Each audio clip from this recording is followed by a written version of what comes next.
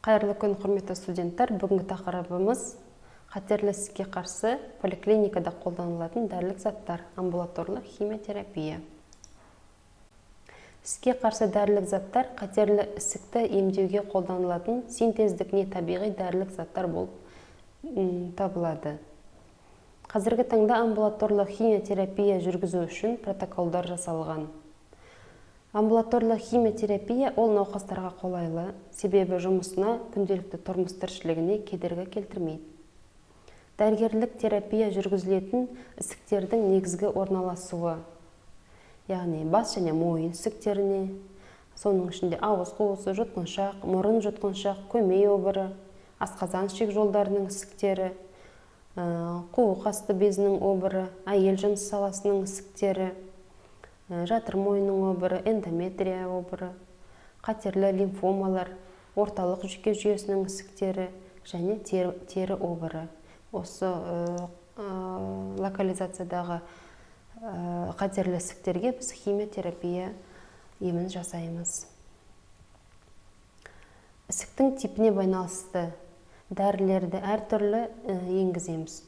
Яғни тамыр арқылы көк тамырға, аральды түрде, тері астына, қуыс ішіне ол жаңағы операция кезінде жиі қолданылады. Интратекалды, яғни цитотоксикалық дәрілер жасушаның қабығын бұзып, некроз процесін туғызады. Амбулаторлық химиотерапия цитостатикалық және цитотоксикалық болып бөлінеді. Әсер етеді. Яғни цитостатикалық ол ісіктің өсуін тоқтатады, яғни жасушалардың ары қарай бөлдірмейді, бөлінуіне тежейді, апоптоз процесін жүргізеді. Ал цитотоксикалық, яғни ол жасушаның қабырғасын бұзады, оның ішінде ядро бұзып, яғни ары қарай дамуын тоқтатады, клетканың ішінде некроз процесін туғызады. Ісіктерге қарсы дәрілік зат ретінде қолданылатын дәрілер, алкилдеуші қосылыстар, хлоретиламиндер, этиламиндер, метан сульфон қышқылының туындысы, жерде жаңағы аударылмай қалған екен, нитрозамин, мочевина қышқылы және де тиреозиндер. Антиметаболиттер, фолий қышқылының антагонисттері, пурин антагонисттері, меркаптопурин, пирамидин антагонисттері, фторурацил, фторафур, цитарабин. Ісікке қарсы белсенділігі бар антибиотиктер. Бұған біз жатқызамыз және антинаминоциттер, антрациклиндер, флеомициндер, ауреол қышқылының туындылары және де әртүрлі химиялық құбылыстар. Бруниомицин, метамицинді жатқызамыз. Сонымен қоса өсімдік тектес препараттар, қызғыш барвинок алкалоидты, винбластин, винкристин препараттарын жатқызамыз. Тис ағаштарының алкалоидтары, таксол, таксатер, қалқан тәрізді подофилин бөлінетін подофилинотоксиндер, этапазин, тениапазинді жатқызамыз. Сүйкімді лапоздың алкалоидтары деп айтылады жаңағы. Колхамин, колхацин. Ферменттік препараттар, эласпарагиназа, яғни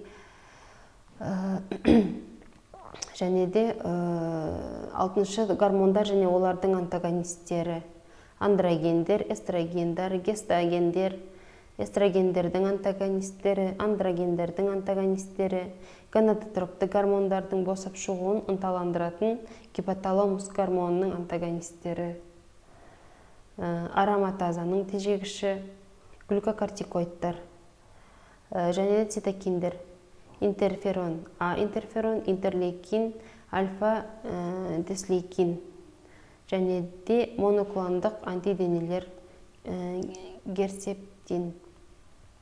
Амбулаторлы химиотерапияның негізгі принциптері: поликлиникада амбулаторлы консультация жасау, амбулатория жағдайында химия препараттармен қамтамасыз ету, ем алу барысында және үнемі бақылаудағы науқастардың анализдерін алу, активті және пассивті патронаж ұйымдастыру. Ем тағайындау: дәрігер кабинеті консультация өткізу үшін ем-шара бөлмесі толық жабдықталған болуы қажет. Демалу бөлмесі жанама әсері болса, яғни дәрігерді кабинеті болу керек амбулаторияда. Науқас келіп, дәрілерін алып, консультация алады. Ем-шара бөлмесі толық жабдықталған болу керек. Онда ем алған кезде қандай да бір жанама әсерлер болуы мүмкін. Аллергиялық, анафилактикалық шок. Сол кезде шұғыл көмекке барлығы дайын болу керек. Демалу бөлмесі, яғни жанама әсер болса, химия алғаннан кейін науқастар сонда барып демалып, одан кейін ары қарай үйлеріне қайтады. Қазіргі кезде көптеген химия дәрілері амбулаторлы алуға болады. Ем тағайындау үшін дәрігер химия препараттардың жанама әсерін, химия препараттардың асқынуларын, дәрілік топтарын жіті білуі қажет. Әр тағайындау алдында тексереді, науқастан тексеру өткізеді және де жаңа анализдері болуы қажет. Химия терапияның жергілікті және жалпы ерте және кеш асқынуларына ажыратамыз. Токсикалық, яғни дерматит, флебит, цистит, серозит, неврит, гепатит, жүрек айну, құсу белгілері болады. Иммунитеттің түсуіне байланысты созылмалы аурулар болса, солардың өршуі болады. Анафилаксия, дерматит, аллергияның пайда болуы, химия препараттарды көтере алмаушылық, яғни алғаш алған адамда аллергиялық реакция болады, одан кейін талып қалуы болуы мүмкін, көмейдің ісінуі және де тахикардия белгілерінің пайда болуымен көрінеді. Және де басқа дәрілермен әрекеті, осы көптеген жанама әсерлері болады. Жаңағы сияқты құсу, қышыну, денесінің бөртуі, жүрек патологиясының пайда болуы, бауырдағы өзгерістер, бүйректегі өзгерістер болуы мүмкін. Амбулаторлық химиотерапия жасау кезінде химиотерапияның ең заманауи схемаларын қолданылады. Іске қарсы дәрілік заттарды тағайындау үшін міндетті түрде диагнозын морфологиялық растау қажет. Химиотерапияның схемасы мен режимін таңдау курстың ұзақтығы ісіктің морфологиялық түріне, биологиялық ерекшелігіне, сатысына, болжамына, жасына байланысты болады. Және де науқастағы қосымша ауруларына қарай таңдалынады. Препараттың дозасы пациенттің бойы мен салмағына есептелінеді және де зертханалық көрсеткіштеріне ескере отырып тағайындалынады.